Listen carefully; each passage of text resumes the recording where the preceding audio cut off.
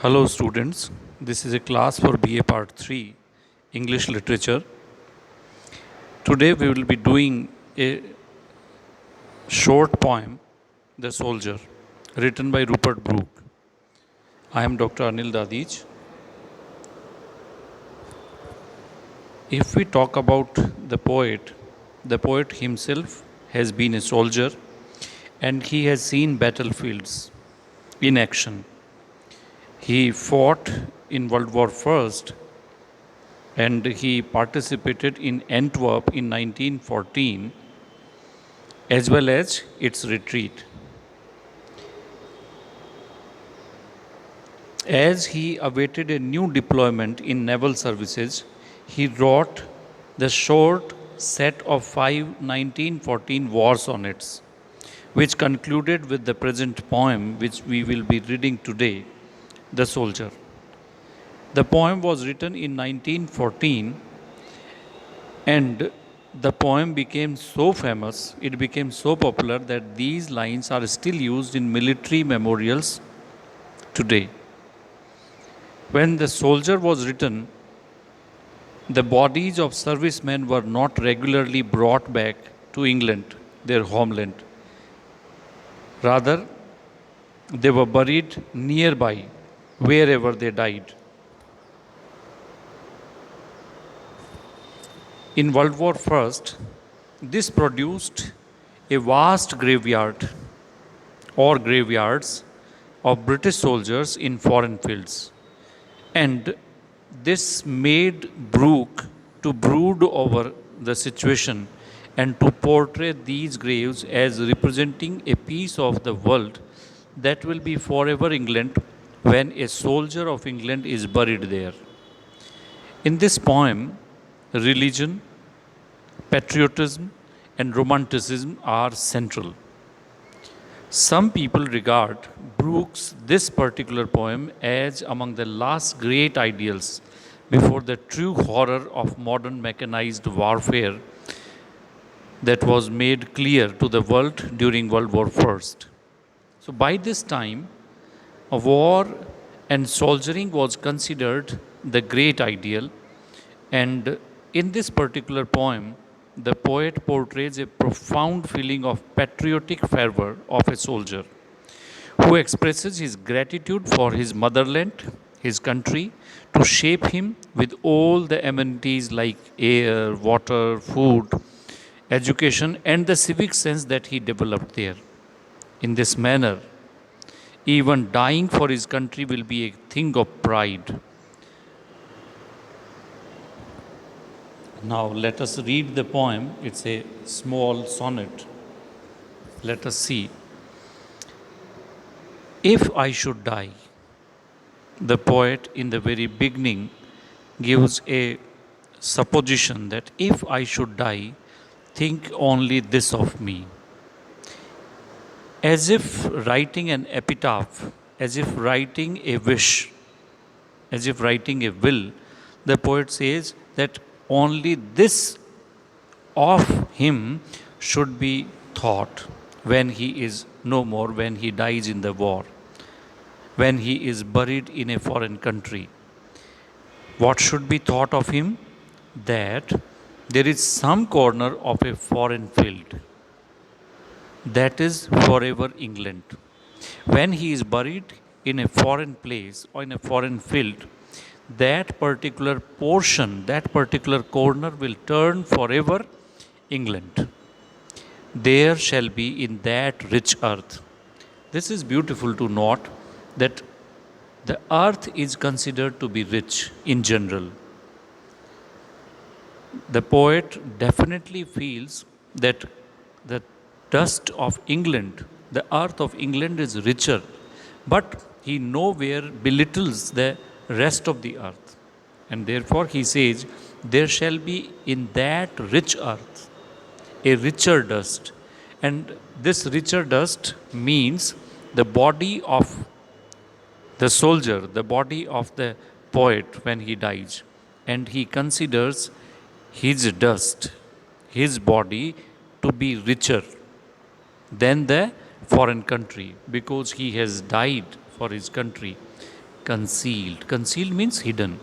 When this richer dust, when his body, which he considers to be richer, is hidden, is buried on a foreign land, he thinks that that particular country will become a part of England, a dust. He talks about his own body. He considers it a part of dust, and he says that his body, which has become dust on that particular foreign country, whom England bore.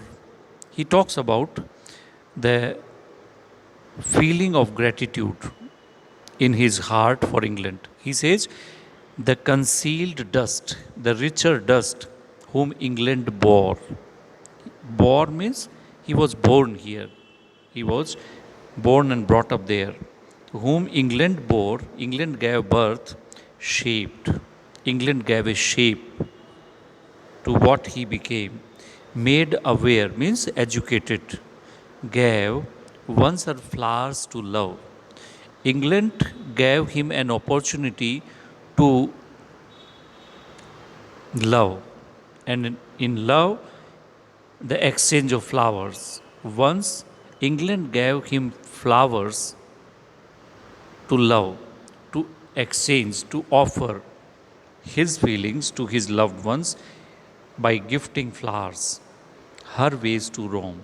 England gave him her wage. Her is used for England, motherland. Her wage, her paths, uske raste, to roam. To roam means to wander, where he could roam around. A body of England's. It was absolutely the body of England, born, brought up, and educated there, breathing English air. And he sees, he feels the gratitude that he has been growing by breathing English air, washed by the rivers, and blessed by the sun of home. And home is actually homeland, that is England. And think, in the next sustain part, let us see, and think his heart. Think of his heart. How is his heart? All evil shed away. All the evils shed away. When we are living, we are a part and parcel of good and evil. Evil thoughts also come to us. Maybe it is not evil for us, but it may be for the other country because they attack that country. So he says, when he dies, there will be no evil left in his heart, all evil shed away. It is actually a state of death when there is no good or evil left in the body, a pulse in the eternal mind. When you are no more in the bodily form, you become a pulse. सिर्फ एक धड़कन बन जाते हैं किसमें? In the eternal mind. The eternal mind is God. You become one pulse in the cosmic environment, cosmic creation, cosmic place, no less, gives somewhere back the thoughts given by England. And being buried on a foreign land, he will give some thoughts back, means some ideals that he has learned in England will grow there also in an atomic shape. In the, you can say, in the way the seeds grow, in that way, his body, his pulse, his part will grow there, her sights. What he will give to the other country? The sights of England, the sounds of England, the dreams as happy as her day. Means the dreams that an Englishman sees as happy as her day. Her day means the day of England. Means England is very congenial, it's very cozy, it's very comfortable. And he will give laughter. Laughter which was generated, which was learnt of friends, among friends, making friends. दोस्त बनने से जो आपको laughter मिलता है वो, that will also be a pulse in the eternal mind, and this will grow in the foreign land. And gentleness in hearts at peace.